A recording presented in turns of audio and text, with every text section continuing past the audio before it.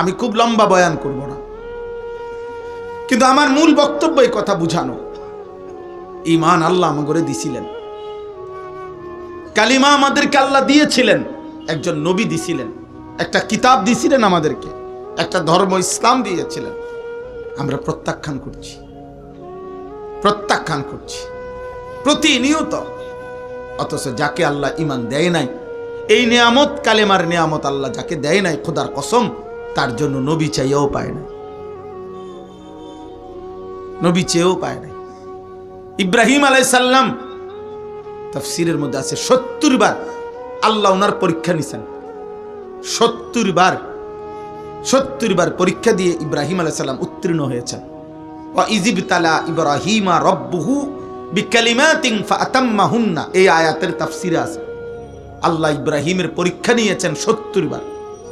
70 বারে উনি পাশ করছেন, সর্বোচ্চ গোল্ডেন এ প্লাস পাইছেন।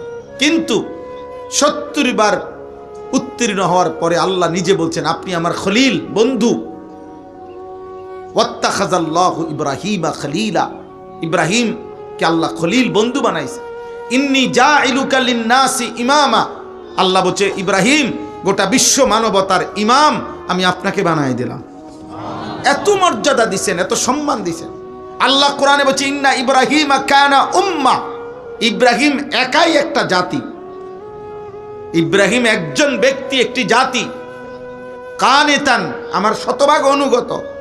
শাকিরান লিআনউমি, আল্লাহর নিয়ামতের প্রতি কৃতজ্ঞ। ইজতাবাহু ওয়া হাদাহু ইলা সিরাতিন মুস্তাকিম, আমি আল্লাহ তাকে মনোনীত করেছি, আমি তাকে প্রত্যেক কাজে সিরাতে মুস্তাকিম আমি আল্লাহ নিজে দেখাইছি। এত কথা ইব্রাহিম আলাইহিস সালামের ব্যাপারে বলছেন। সেই ইব্রাহিম শতবার, হাজারো বার, লাখো বার ওনার আব্বা আজরকে কালেমা পড়াইতে চাইছে, আল্লাহর কাছে হাত তুলে দোয়া করছেন। কোরআন শরীফে আছে, রব্বি হাবিলি হুকমান ওয়া আলহিকনি বিস-সালিহিন ওয়াগফির লি আবি, আল্লাহ আমার আব্বারে মাফ করে দেন। আমি ইব্রাহিম মাওলা, আমি আপনার বন্ধু মাওলা, আমি জীবনটা আপনার পরীক্ষা দিছি, আমি নমরুদের আগুনের কুণ্ডুলির সামনে আপনারে ভুলি নাই, ফেরেশতারা পর্যন্ত সাহায্য করতে চাইছে। ইব্রাহিম আলাইহিস সালাম বলছে, না ফেরেশতা তোমরাও সরো, আমার আল্লাহই যথেষ্ট। এটা তাফসীরে আছে। কিন্তু আল্লাহ বলছে, না ইব্রাহিম, তুমি আমার খলিল, তুমি ইমাম, তুমি জাতি, তোমার সব মর্যাদা ঠিক আছে, ভালোবাসা ঠিক আছে, কিন্তু আমি সিদ্ধান্ত তোমার বাবার ঈমান দেব না, তো দেবই না। তো ঈমানদার হয় নাই। কি মনে করছে, কি ভাবছে? নূহ আলাইহিস সালাম 950 বছর এক টানা মানুষকে আল্লাহর দিকে ডাকছে। আমরা বললাম তো, আমরা 2 দিনে ক্লান্ত হয়ে গেছি। আমরা 21 বছর, আমার ওয়াজের এই ছোট্ট বয়স 21 বছর, আজ ক্লান্তি ধরে গেছে শরীর, কোমরে সারাক্ষণ ব্যথা করে, গলায় 2 বার অপারেশন হয়েছে আমার, চোখে ছোট লেখা কম দেখি। তাইলে 21 বছরের ভিতরে যদি এতটা ক্লান্ত হয়ে যায়, এতটা রোগাক্রান্ত হয়ে যায়, 950 বছর তিনি মানুষকে আল্লাহর কথা বলছে। 950 বছর, কোরআনের আয়াত, ফালাবিসা ফীহিম আলফা সানাতিন ইল্লা 50 আমা।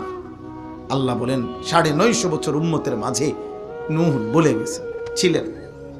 950 বছর পরে যেদিন তুফান শুরু হয়েছে, সেদিন শেষবারের মতো ওনার ছেলেটাকে, একটা ছেলে কেনান, কাফের, হযরত নূহ আলাইহিস সালাম, কোরআন শরীফে আছে, হাত তুলে আল্লাহকে বলছেন, আল্লাহ আর আমি কোনোদিন বলবো না মাওলা, 950 বছর আমি আপনার দিকে মানুষকে ডাকছি, একটা বান্দার কাছে শতবার গেছি, আপনার বান্দার কাছে আমি চেষ্টা করেছি জাহান্নামের আগুন থেকে বাঁচাইতে আপনার বান্দাদেরকে।